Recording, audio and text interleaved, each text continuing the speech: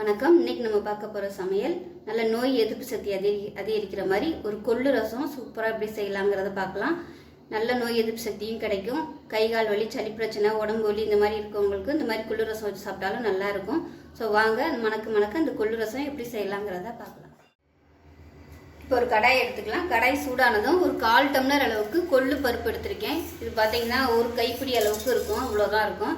இப்போ இதை வந்து நம்ம வறுத்துக்கலாம். நான் வந்து ஒரு 4 பேர் சாப்பிட்ற அளவுக்கு வைக்கிறேன், அதனால் இந்த அளவுக்கு போதும். இது நல்லா வாசனை வர அளவுக்கு வறுத்துக்கணும். ஏன்னா நம்ம இன்ஸ்டண்ட்டாக பண்ணுறதுனால வறுத்து பண்ணால் தான் நல்லாயிருக்கும். ஊற வச்சும் பண்ணுவாங்க, இது வந்து நம்ம உடனடியாக பண்ணுறதுனால வறுத்தா தான் நல்லாயிருக்கும். இப்போ பாருங்கள், கொள்ளு வந்து நல்லா வறுபட்டு வச்சு நல்ல ஒரு வாசனை வருது. இப்போ கேஸ் அமர்த்திட்டு இதை வந்து மிக்சி ஜாரில் வந்து சேர்த்துக்கலாம். இப்போ வறுத்த கொள்ளு வந்து நல்லா ஆறிடுச்சு. இதை ஒரு மிக்சி ஜாரில் சேர்த்துருக்கேன். இதை வந்து அரைச்சிட்டு வந்துட்டு பார்க்கலாம். இப்போ பாருங்கள், இந்த அளவுக்கு அரைச்சாச்சு. இப்போ இதில் வந்து நம்ம ரசப்பொடி சேர்த்துக்கலாம். இந்த ரசப்பொடி எப்படி செய்கிறதுங்கிற வீடியோ வந்து நான் போட்டிருக்கேன். இப்போ இந்த ரசப்பொடி பார்த்திங்கன்னா நான் வந்து 1.5 டேபிள் ஸ்பூன் எடுத்திருக்கேன். இந்த ரசப்பொடி வந்து இல்லை அப்படின்னா எப்பயும் போல் கொஞ்சமாக தனியாக மிளகு, சீரகம் வந்து நீங்கள் மிக்சியில் போட்டு அடிச்சுக்கலாம். இப்போ இதில் பார்த்திங்கன்னா 5லேருந்து ஒரு 6 பல் பூண்டு, ஒரு பச்சை மிளகாய் வந்து உடச்சிட்டு சேர்த்துக்கலாம். இதோட கொஞ்சமாக கொத்தமல்லி இலை, கொஞ்சமாக கருவேப்பிலை. இப்போ இது எல்லாத்தையும் 1-2 நச்சுட்டு வந்து பார்க்கலாம். இப்போ பாருங்கள், எல்லாமே அரைச்சிட்டு வந்தாச்சு. இப்போ இது வந்து தனியாக இருக்கட்டும். இங்கிட்டு பார்த்தீங்கன்னா அரிசி களைஞ்ச தண்ணி வந்து லேசாக சூடு பண்ணி இதில் வந்து கொஞ்சமாக புளி ஊற வச்சுருக்கேன். இப்போ இதை வந்து கரைச்சி எடுத்துக்கலாம். இப்போ பாருங்கள், புளி வந்து கரைச்சிட்டு நல்லா ஒரு 4 டம்ளருக்கு தண்ணி ஊற்றிருக்கேன்.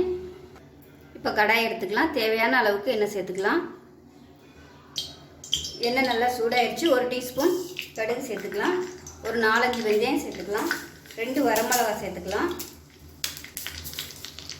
இதோட கருவேப்பிலை கொஞ்சமாக சேர்த்துக்கலாம். இது எல்லாமே நல்லா பொரியணும். இப்போ மீடியம் சைஸாக 2 தக்காளி பொடியாக கட் பண்ணியிருக்கேன், இதை சேர்த்துக்கலாம். மஞ்சள்தூள் கொஞ்சமாக சேர்த்துக்கலாம். இப்போ தக்காளி நல்லா மசிஞ்சு வந்துருச்சு பாருங்கள், இந்த அளவுக்கு வதக்கிக்கோங்க. இப்போ நம்ம வந்து அரைச்சி வச்சுருக்க இந்த ரசப்பொடியும் கொள்ளு பொடியும் சேர்த்துக்கலாம்.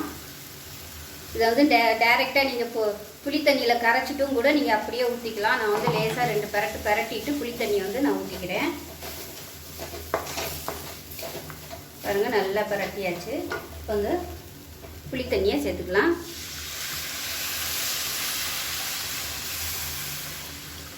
நல்ல வாசனையாக இருக்கும் இந்த ரசம். இதில் மஞ்சள்தூள் சேர்த்துக்கலாம். மஞ்சள்தூள் வந்து பத்தாமல் இருக்குது, அதனால் மஞ்சள்தூள் சேர்த்துக்கிறேன். எல்லாத்தையும் நல்லா கலந்து விட்டுட்டு நுரக்கட்டி வரையில் அமர்த்திடலாம். இப்போ பாருங்கள், ரசம் வந்து நல்லா நுரக்கட்ட ஆரம்பிச்சிருச்சு. இன்னும் வந்து நல்லா நுரக்கட்டட்டும். இன்றைக்கி வந்து இன்ஸ்டண்ட்டாக அதாவது கொள்ளு வந்து இன்ஸ்டண்ட்டாக வறுத்து பொடிச்சிருக்கேன். உங்களுக்கு வந்து நீங்கள் டைம் இருக்கையில் கொள்ளு வந்து கொஞ்சமாக வறுத்து ஃப்ரிட்ஜில் வச்சுக்கிட்டிங்கன்னா நம்ம எப்பயும் ரசம் வைக்கையில் கொஞ்சம் அதை மிளகு சீரகம் எடுத்து போடையில் இந்த வறுத்த கொள்ளு பருப்பையும் எடுத்து போட்டு அரைச்ச ரசம் அப்படி கூட வைக்கலாம்.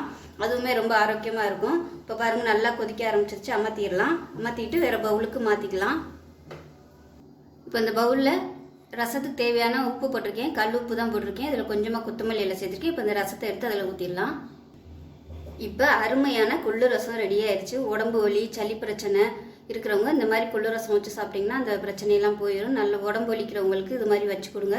நல்ல நோய் எதிர்ப்பு சக்தியும் கிடைக்கும்.